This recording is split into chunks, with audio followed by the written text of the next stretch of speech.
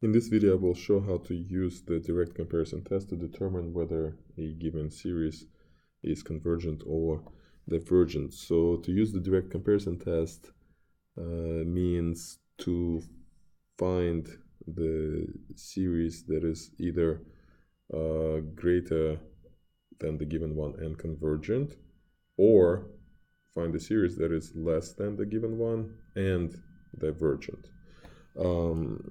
In this case, we can compare the given series with this geometric series, and it is obvious that this geometric series converges. Again, why exactly does it converge? Because it's geometric with r equals 1/3, which is less than 1. Now, our series is less than the one that converges, so therefore it also converges, and the reason for that is by the direct comparison test.